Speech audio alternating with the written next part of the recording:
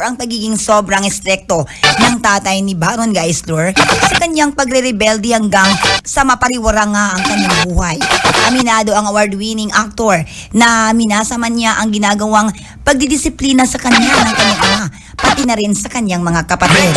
Pero say ni Baron, marami rin siyang natutunang aral mula sa kanyang yumaong amang si Donald David Geisler Jr. Ay, mga ano talaga na isang German-American na hanggang ngayon ay baon-baon niya. Sa isang video kung saan mapapanood ang pag-uusap ni Baron at kapwa niya award-winning actor at dating child star na si Jero Manio, nabanggit ang tungkol sa kwento. Si Jero Manio, dating child star ito, Carlin.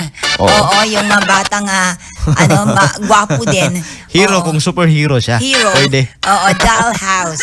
Sa pelikulang Dollhouse. Yes. Ang naturang movie ay naging #1 sa listahan ng mga top 10 Netflix movies noong 2022 kung saan nanalo pa si Baron ng Asia sa Best Actor in a Lead Role sa Thailand International Leadership Awards 2023. Kwento pa ni Baron, nung nag-shooting daw sila sa Netherlands, hindi niya alam kung tama ba ang ginagawa niyang pag-atake sa kanyang character. Okay, basta dapat kapag sinimula na ang kanilang direktor na si Marla Ancheta ang pagkuha sa kanila ng mga eksena, dapat alam ang lahat ng mga dialogue nito. Oy, actually, Dollhouse, napakagandang pelikula ito. Napanood ko, Carlin. Yes, ang Dollhouse. Very inspiring at may pulot talaga na aral. And of course, excuse me, about father at daughter, Carly. Yes. Ang ganda. Okay.